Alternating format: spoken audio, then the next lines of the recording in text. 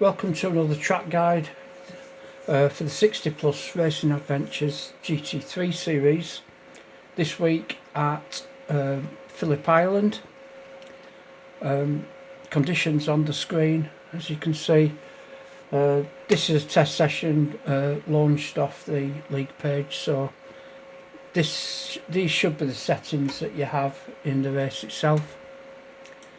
Okay, so coming into turn one, you want to keep the wheels, get the wheels onto the curb, open up the corner as much as you can.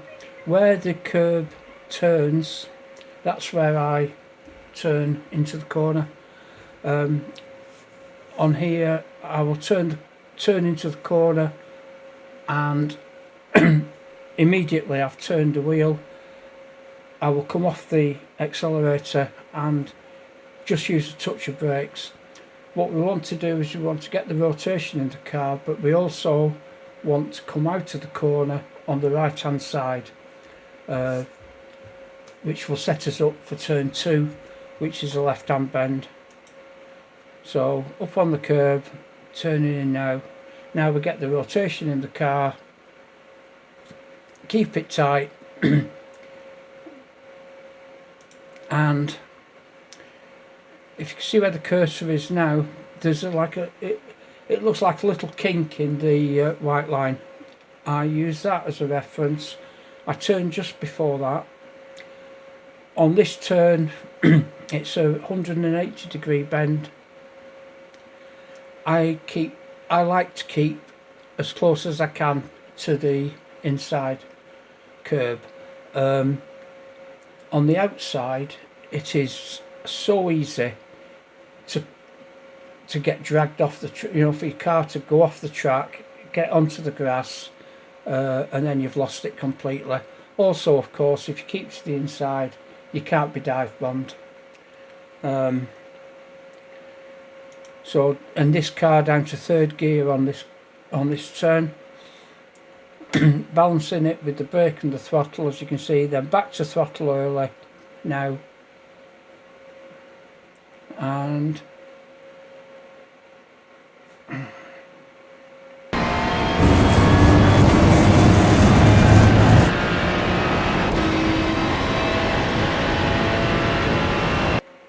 so coming up to the hairpin, the braking here is between the 150 and the 100. This is one of those turns when your tyres are cool, you'll be nearer the 150. When you've burnt fuel off and your tyres are up to temperature and pressure, you'll be nearer to the 100.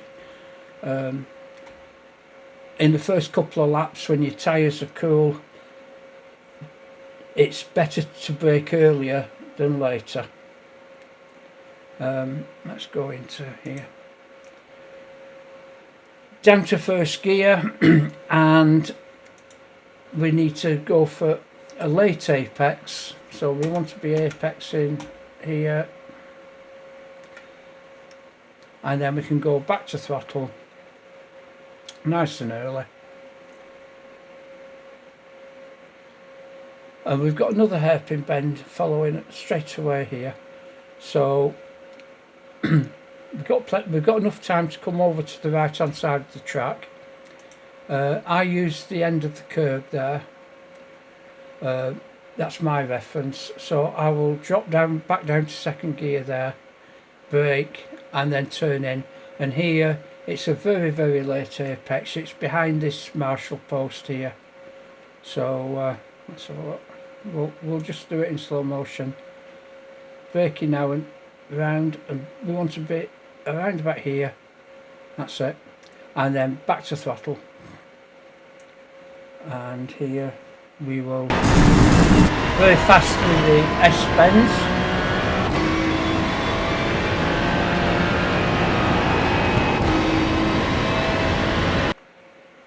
Now this is another interesting bend. Again, similar to turn 2, if you're on the outside, it's extremely easy for your car to get sucked off the track almost, and onto the grass. And well, once you're on the grass, you're a passenger. So I tend to keep to the inside as much as I can. Also, it's a right hand bend after this, so you want to exit this on the left hand side if you can, as much to the left as you can. So drop 2 gears, keep it tight here, and the 50 board coming up. This is my reference for braking. As soon as I crest this hill, basically, I want to be on the brakes and down to first gear.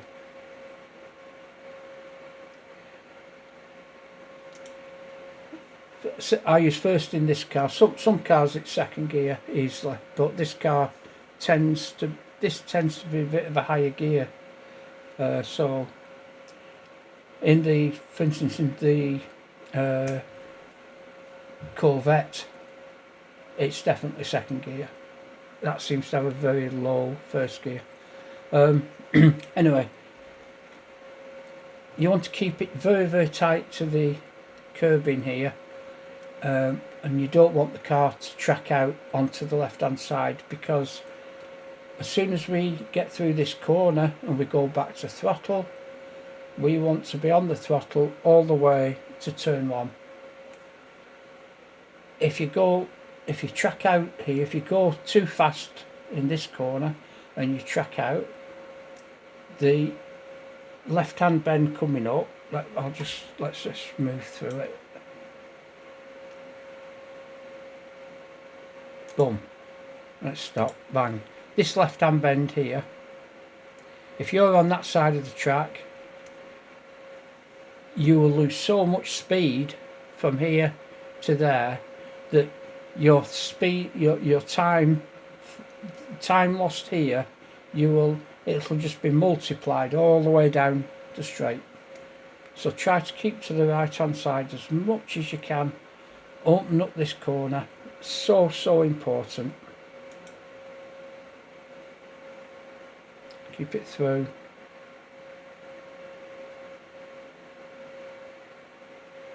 Yep.